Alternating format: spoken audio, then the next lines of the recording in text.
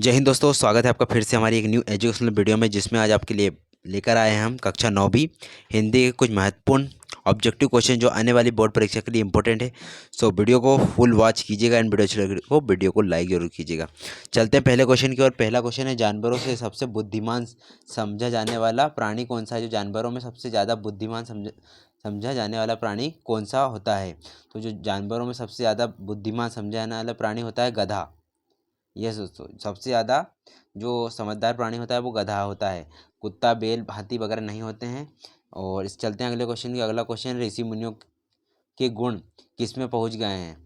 जो ऋषि मुनि थे पहले, उनके गुण किस में पहुंच गए? गधे में, घोड़े में, या इसमें और ऑप्शन है बैल में या बंदर में। ठीक है ना। तो इसका जो राइट आंसर आपका हो जाएगा, जो ऋषि मुनियों के जो पुराने गुण थे वो है ना गधे में पहुँच गए हैं। ये आपका राइट आंसर हो जाएगा। कुछ आपको अलग लग रहा हो कि ये क्या है, पर ऐसे ही होता है और जो ही आप इसका राइट आंसर होगा। ठीक ना। चलते हैं अगले क्वेश्चन को। अगला क्वेश्चन है, अड़ियल का अर्थ क्या है? जो अड़ियल व्यक्ति होता है उसका अर्थ क्या होता है? तो अड़ियल का अर्थ होता है हठी, अकड़ने वाला। ये नहीं, अकड़ने वाला नहीं आएगा, नाराजगी नहीं आएगा, मूर्ख भी नहीं आएगा। तो इसका आएगा हठी, मतलब अड़ियल व्यक्ति। ये आपका हो जाएगा सही आंसर। इसके बाद है, गद्य हमारी स्वाभाविक है। गद्य हमारी स्वाभाविक, इसका प्रश्न है, इसमें क्या है स्वाभाविक? अभिव्यक्ति, रचना, प्रत्यय या व्याख्या। तो इसका जो राइट आंसर है अभिव्यक्ति आएगा। इसका राइट आंसर क्या नंबर का इसका राइट आंसर हो जाएगा। चलते हैं अगले क्वेश्चन की ओर। अगला क्वेश्चन है, एकांकी में एक अंक होता है। एकांकी में एक एकांकी में कितने अंक होता है? अब मैंने पहले ही आपको राइट आंसर बता दिया। इसमें ऐसा क्वेश्चन आएगा, एकांकी में अंक होता है या एकांकी में एक अंक होता है, सत्य असत में आ जाएगा। तो यहाँ से इंपॉर्टेंट क्वेश्चन है एक तरीके से। इसका राइट आंसर है एक। चलते हैं अगले क्वेश्चन। रिपोर्टार शब्द है। रिपोर्टार शब्द क्या है, कौन सी भाषा का है और क्या है? इसके बारे में ये दो क्वेश्चन बनकर आते हैं, इन दोनों को प्रिपरेशन करना है आपको।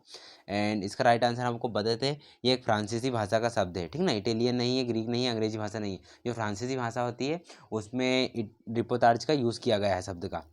हमारी नई संस्कृति की विशेषता क्या है? जो हमारी नई संस्कृति है उसकी विशेषताएं क्या हैं? तो नई संस्कृति इसमें है, या समृद्धशाली संस्कृति है, दूसरा है, या अनुकरण की संस्कृति है, सर्वोत्तम संस्कृति या मूल्यवान संस्कृति है। तो इसका जो राइट आंसर हो जाएगा, या अनुकरणीय संस्कृति है। तो इसका राइट आंसर है, आंसर नंबर नंबर का राइट आंसर हो जाएगा। चलते हैं अगले क्वेश्चन के। अगला क्वेश्चन है, सेनापति दुख प्रकट करते हुए बात कर रहा था। जो सेनापति था वो दुख प्रकट करते हुए किससे बात कर रहा था? तो जो है अट अटरम आउटरम से बात कर रहा है। यह यूनिक शब्द है, याद रखिएगा। जो सेनापति है आउटरम से बात कर रहा है। चलते हैं अगले क्वेश्चन की ओर। अगला क्वेश्चन है हमारा, फोटो खिंचवाते समय किस परंपरा की ओर संकेत किया गया है? जो फोटो है वो खिंचवाती घड़ी किस परंपरा की ओर संकेत किया गया है? इसमें है, नए कपड़े पहने, चेहरे पर मुस्कान लाने की, अच्छे जूते पहनने की, या फोटोग्राफर से अच्छी फोटो लाने का अनुरोध किया जाता है। ये इनमें से तीनों ऑप्शन नहीं है। इसका राइट आंसर होगा, इस पे है, इसका ऑप्शन राइट होगा, चेहरे पर मुस्कान लाने की। जब फोटो खींचते हैं तो चेहरे पर मुस्कान बहुत ही इंपॉर्टेंट होती है। ठीक ना। चलते हैं अगले क्वेश्चन की। और अगला क्वेश्चन है, आज सपने के खोने की बात की गई। सपने के खोने की बात की गई, किस प्रकार से बात की? हिंदू मुस्लिम एकता, हिंदू मुस्लिम के अलग देश बनने की, खैर व दोनों, या इनमें से कोई नहीं। ठीक ना। तो इन दोनों में से कौन सा राइट आंसर हो जाएगा? तो इसमें जो राइट आंसर हो जाएगा, इसमें है, जो सपने खोने की बात की गई है वो है हिंदू मुस्लिम की एकता खोने की बात की गई है। अगला है, लेखक जब वहाँ पहुँचा उस समय सूरज का क्या दशा थी? मतलब सूरज किस प्रकार दिखाई दे रहा है? सिर पर चढ़ गया था, आग उगल रहा था, छिपने लगा था, या निकलने वाला था? ठीक ना। तो इसका जो राइट आंसर हो जाएगा, यह सिर पर चढ़ गया था। मतलब यह दोपहर के कुछ 12 के लगभग हो गया था। ठीक ना। ये सिर पर चढ़ गया था, एक तरह से राइट आंसर हो जाएगा। चलते हैं अगले क्वेश्चन की ओर। शब्द के अंत से जुड़कर उसका अर्थ परिवर्तित करने वाला शब्दांश क्या कहलाते हैं? जो शब्द होते हैं उसके अर्थ से जुड़कर अर्थ को परिवर्तित करने वाले शब्दांश क्या कहलाते हैं? तो इसका ये ऑप्शन इसमें है ऑप्शन पहला है देशज, दूसरा प्रत्यय, तीसरा है उपसर्ग और चौथा है यौगिक। तो इसका जो राइट आंसर आपका हो जाएगा, इसका राइट आंसर है प्रत्यय। प्रत्यय जो शब्द के अंत में जुड़कर शब्द का अर्थ परिवर्तित कर देता है। ये एक तरीके से परिभाषा भी हो जाएगी। ठीक है ना।